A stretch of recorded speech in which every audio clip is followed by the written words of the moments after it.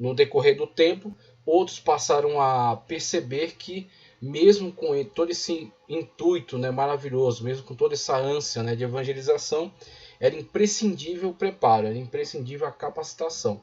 Então, aí foram se formando as escolas de capacitação agora também no âmbito pentecostal. Haviam, né, já alguns grupos denominacionais que se organizaram para fundar as grandes missões internacionais e começaram a abrir caminho, mas quando surgiu o pentecostalismo e surgiu essa nova onda, né, de alegria, de renovação, de poder espiritual, eles também quiseram embarcar, né, também quiseram partir para abrir caminhos, abrir rotas aí missionárias, com os primeiros fracassos, primeiras decepções.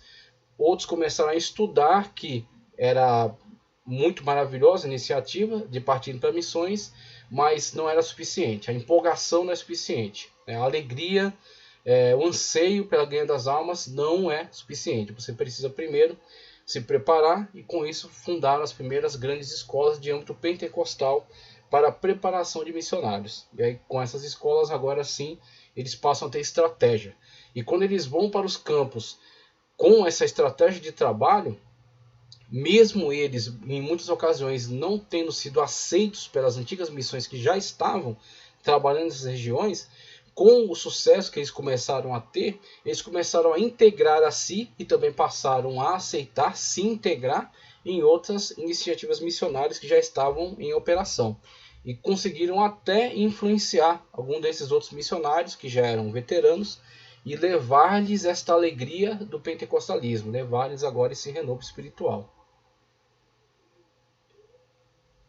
Então é importante observar também esse movimento que a gente vai ver melhor quando fizermos algumas leituras a respeito.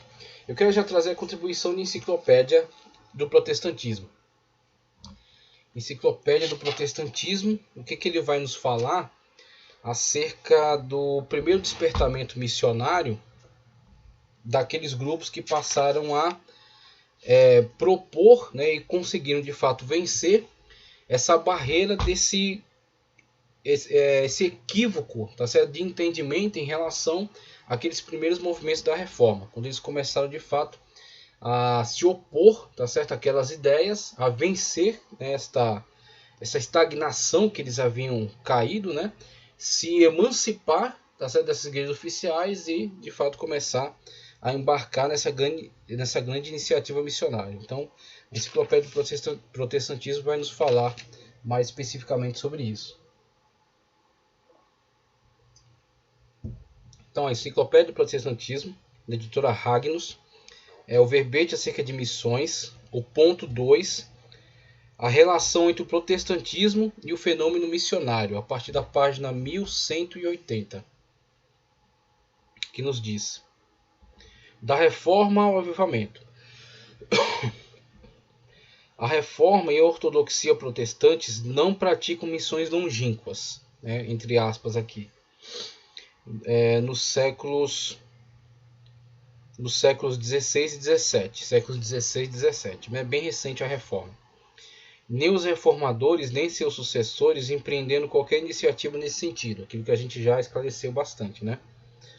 No entanto, há certas nuances. Para Lutero, antes de tudo, os povos não cristãos são representados pelos turcos, e aí no caso nós temos a iniciativa islâmica que estava invadindo a Europa pelos Balcãs, né, que já havia tomado Constantinopla, havia tomado aí os territórios da Grécia, já entrava aí pelo que hoje hoje não mais a Iugoslávia, mas é a Croácia, tá certo?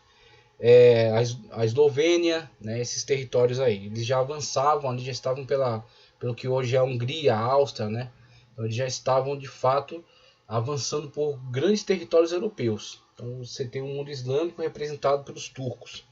Inclusive dentro do grande mundo islâmico você tem vários povos, tá? Então o pessoal às vezes confunde, né? Islâmico ou muçulmano com árabe. Então árabe é uma etnia dentre as etnias que constituem os povos muçulmanos ou islâmicos.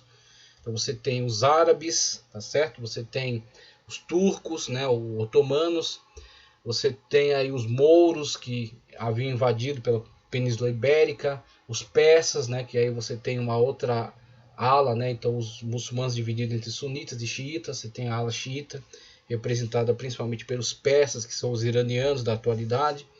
Então, dentre eles, os turcos, conforme é citado aqui. Então, Lutero via neles os povos pagãos, tá? Ele não tinha essa amplitude de visão acerca de povos longínquos, povos indígenas, povos de outras regiões mais distantes do que isso. Agora, claro, você cabe também a compreensão, né? Estamos aí saindo da Idade Média, estamos envolvidos, né? No caso do Lutero, envolvido totalmente nesse âmbito da reforma no seu país. Então, tem que olhar também para esses aspectos. Os turcos, como coloquei aqui, os judeus. Os judeus, inclusive, uma questão bastante polêmica, né, entre Lutero e os judeus, que foi tratada quando falamos acerca dos reformadores. Vamos lá, são representados pelos turcos e pelos judeus, que lhe inspiram cautela e polêmica. Como observariam mais tarde os teólogos luteranos, o mandamento para fazer discípulos já está cumprido pelos apóstolos. Então, essa era a visão, né? Visão essa que, graças a Deus, caiu por terra. Estava equivocada, estava errada. Nós temos que olhar para os reformadores, reconhecer os seus grandes feitos, reconhecer em que acertaram, mas não podemos temer em apontar seus erros, apontar seus equívocos. Eis aí um grande erro. Um grande erro nessa questão. Ainda bem que surgiram movimentos pós-reforma que se levantaram contra isso, tá certo? Que questionaram esses erros e que deram prosseguimento a uma grande reforma, porque senão ela teria estagnado aqui, teria estagnado e morrido. A reforma teria morrido pouco tempo depois daquela época, se não fossem os grupos pós-reformistas, que de fato levaram adiante e transformaram a face da igreja. Assim como Erasmo, Zwinglio, aí reforma na Suíça, né? De quem conhecemos a tese da salvação para pagãos eleitos, reconhece a legitimidade de uma missão junto a não cristãos. A estruturação da reforma e a luta contra os anabatistas o impediam de ir mais longe. Seu sucessor, Bibliander 1504-1564, professor Basileia 1553, e uma obra em ciências da religião. Universalista moderado, cultiva a ideia de uma missão para não cristãos. Você tem algumas pessoas que defendem essa ideia no âmbito acadêmico, mas que não necessariamente se traduz numa iniciativa da igreja. Então a estrutura da igreja, a estrutura oficial da igreja não treinará missionários, não destinará verbas, não destinará meios para ele chegar até esses povos, ok? Apenas umas ideias dentro do cunho acadêmico, que são defendidas em tese, são aprovadas, mas não saem do papel. Apenas isso. Então você tem essas situações. A verdadeira missão nasce dos cristãos mais incultos, vamos dizer assim, né?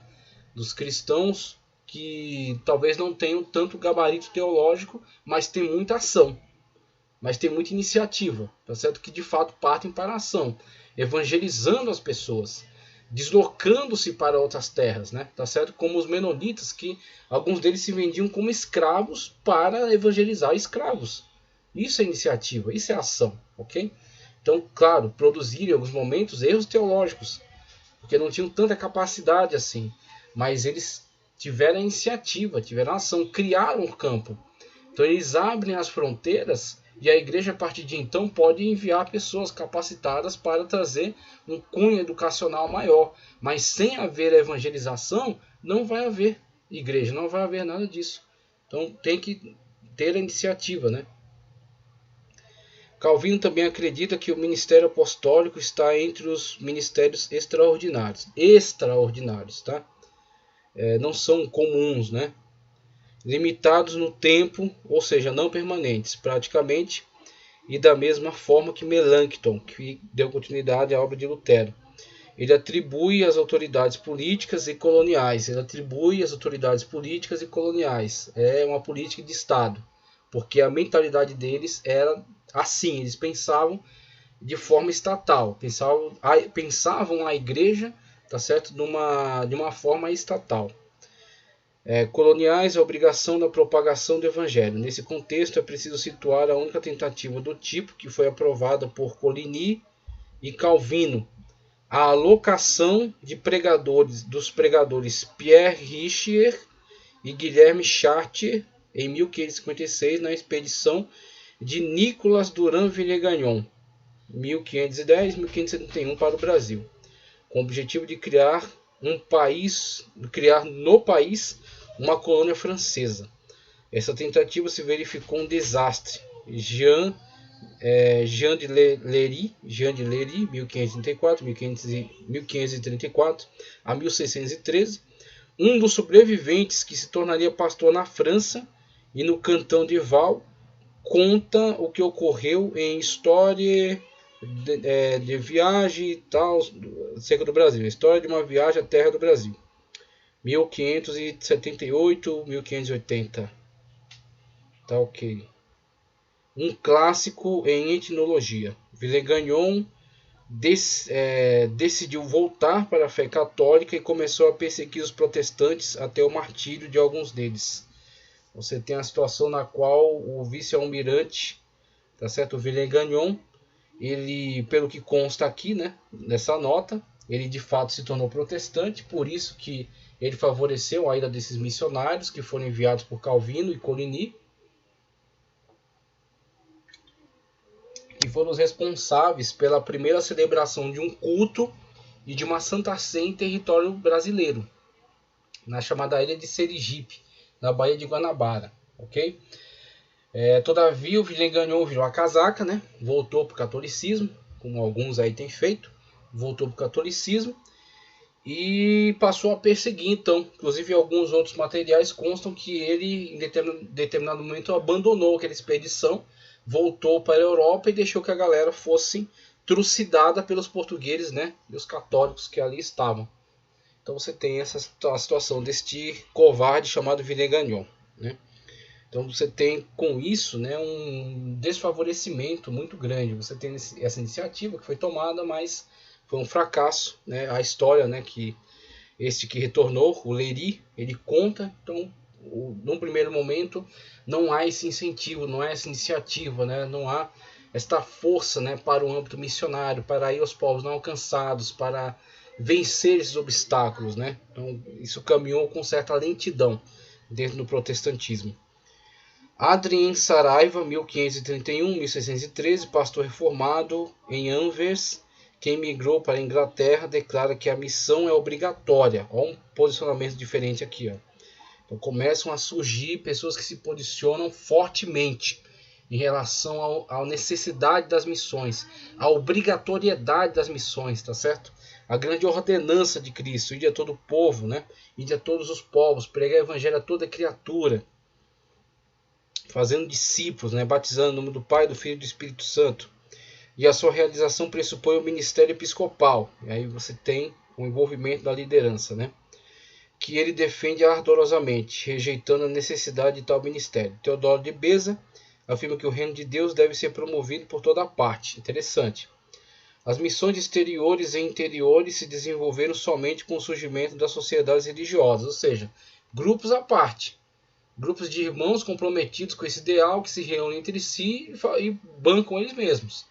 E aí, dentre eles, alguns se dispõem a ir e outros ficam aqui, então, sustentando, né, enviando meios, recursos, tá?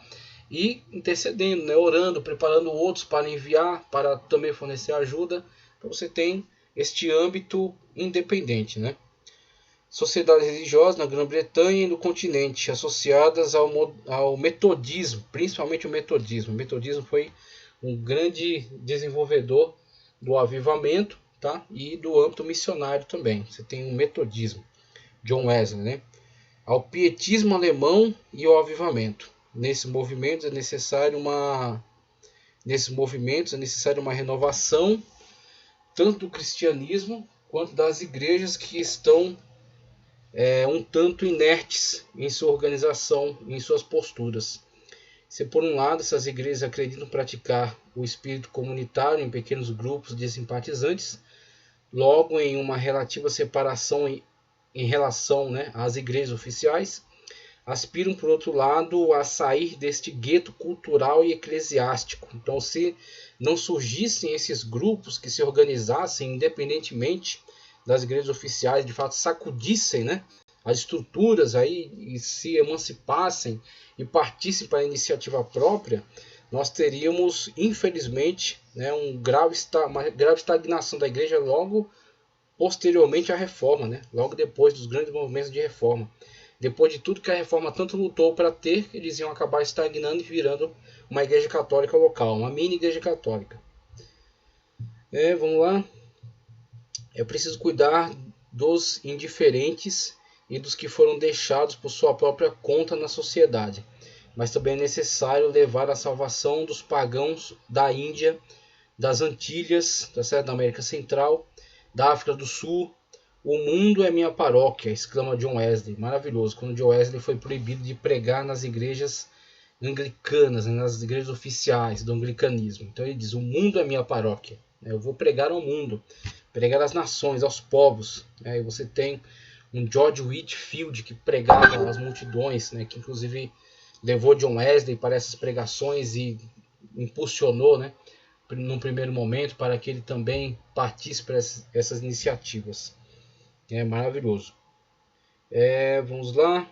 John Wesley, como eu falei aqui, exclamam, John Wesley, como ele diz aqui, 1713 a 1791. O conde Nicolas Ludwig von Zinzendorf, 1700 e 1760, fundadores, respectivamente, da Igreja Metodista, da Inglaterra e do Novo Mundo, e da Comunidade Morávia.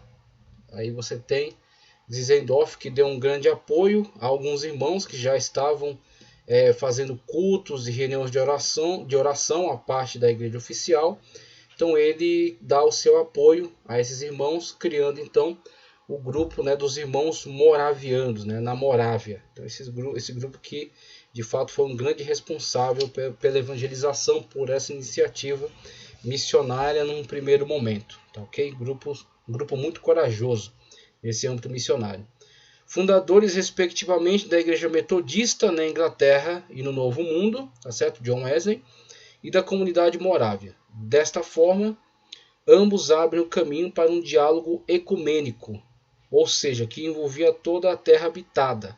Oikomene, tá certo? Você tem a questão do mundo habitado, um mundo como um todo, uma visão global do mundo. Então, o ecumênico nesse sentido.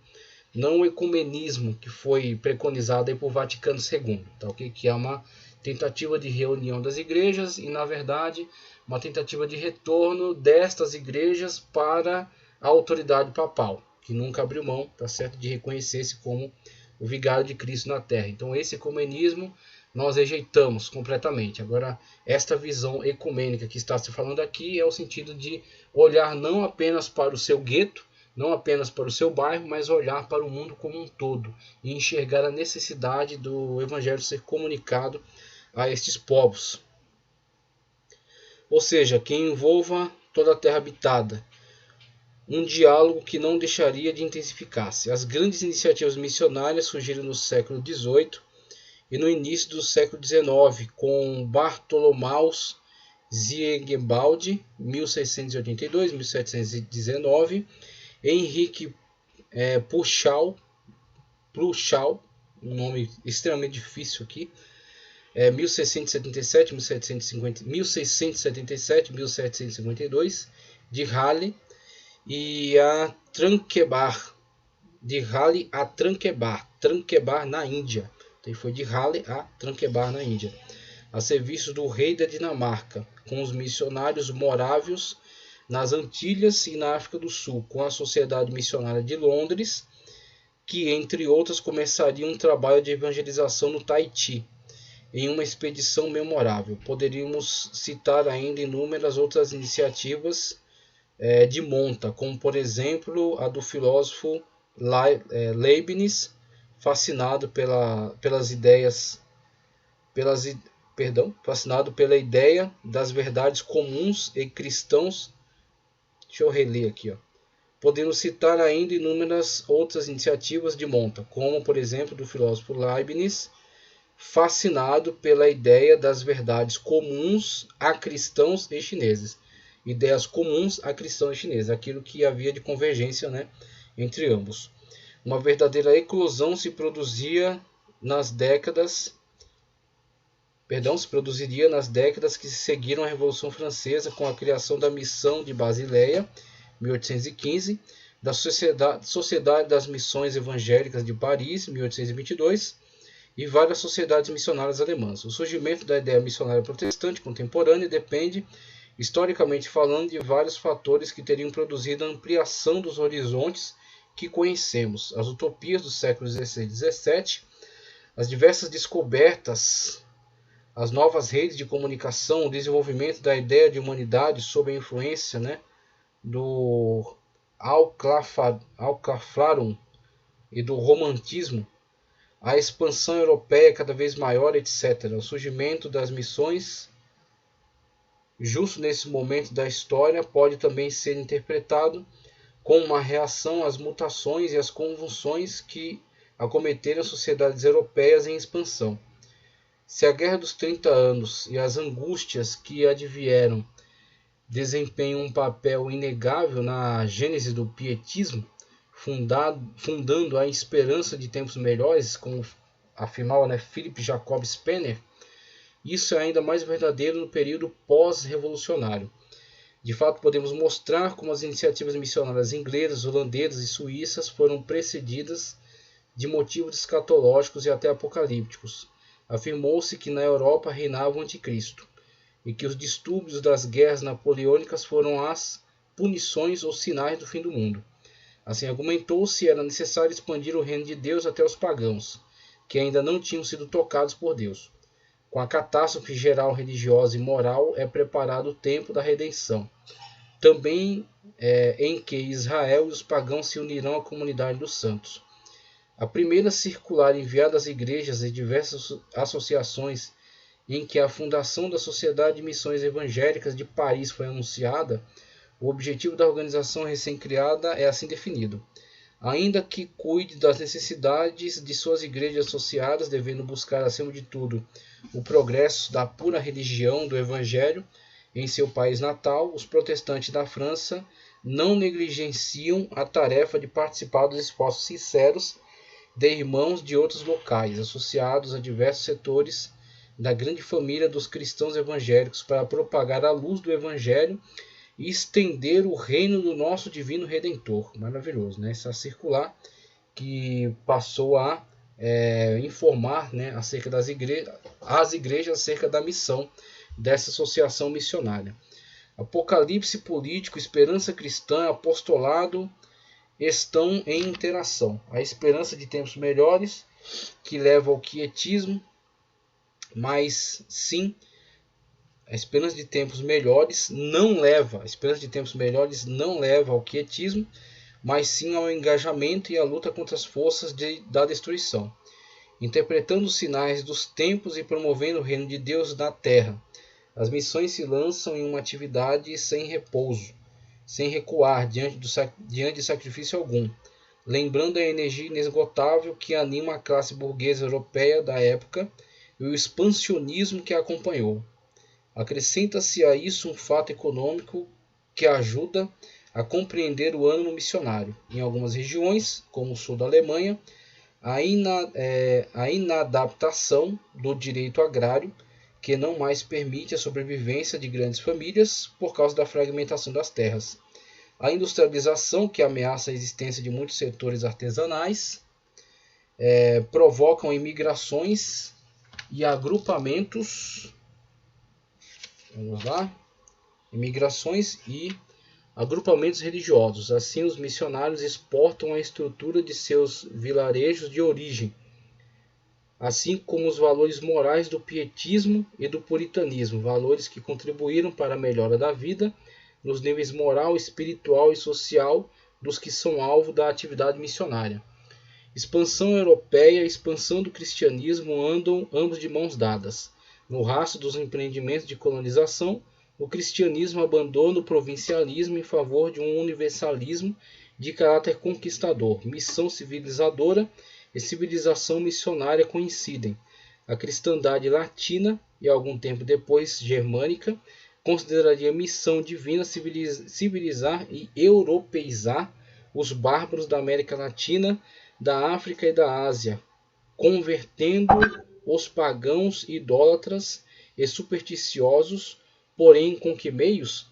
Inicia-se um debate sobre os métodos missionários no século XVI. Missão pela espada, referindo-se ao famoso compere intrate, força a usar entrar, de Agostinho, ou a teoria aristotélica da escravidão natural dos bárbaros, ou missão espiritual.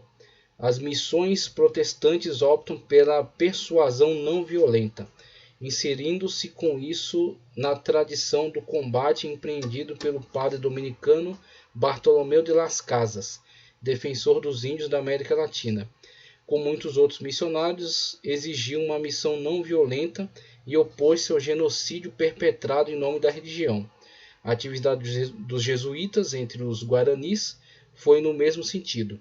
Assim como nas instruções para os missionários na Libéria, em 1827, a liderança da jovem missão de Basileia definiu então a intervenção missionária como reparação. Nós nos sentimos chamados a clamar com urgência para que não esqueçais a cada passo vosso no mundo negro, com que prazer e com que infâmia os pobres negros foram e ainda são tratados há séculos por homens que se dizem cristãos. Também não esqueçais que vossa atitude entre eles, se for desinteressada e amigável, se for de apoio e perdão, poderá pôr fim a tanta e tão evidente injustiça, para que desapareçam do coração deles os sentimentos amargos que os rostos europeus lhe fazem emergir no rosto. A violência seria cometida em outro nível, mais cultural e ético, imposição de outro estilo de vida, normas econômicas não adaptáveis, denúncia da tradição religiosa nativa, etc. Muito mais modesta em seu início, a missão se estenderia de modo fantástico, cumprindo a expansão europeia de modo ímpar e aproveitando o caminho aberto para a expansão dos mercados e das culturas. E aí, o próximo tópico será a expansão das sociedades missionárias no tempo do colonialismo. Então você tem, primeiramente, a questão que foi colocada, né, em diversos âmbitos aqui que foi abordado no artigo muito completo, muito bom, e ele de fato nos conscientiza acerca de alguns aspectos, primeiramente colocando a questão dessa inatividade, né, desses primeiros grupos, né, que organizaram a reforma, né, que constituíram essas igrejas que trabalhavam de forma conjunta com o Estado, então não manifestavam esse interesse, em alguns até justificavam que este apelo missionário já havia sido cumprido, né, com a expansão do cristianismo a partir dos apóstolos, e o intenso trabalho deles de evangelização dentro do território europeu, né, dentro do território em volta ali da Palestina, norte da África. Então isso já havia sido a grande expansão missionária. Agora muitos passaram a questionar, passaram a discordar, né, desse posicionamento. Então começaram a surgir as organizações à parte, né? Muitos desses irmãos começaram a fundar associações. Então, com essas associações houve um destravamento dessas missões. Elas passaram de fato a embarcar, né, em trabalhos para outros povos. Aí ele contribui também com a questão, né, de uma análise mais política, falando acerca desse sentimento apocalíptico, advindo também das intensas guerras, né? Então você tem a Guerra dos 30 Anos, como foi abordado, né, na Contra-Reforma.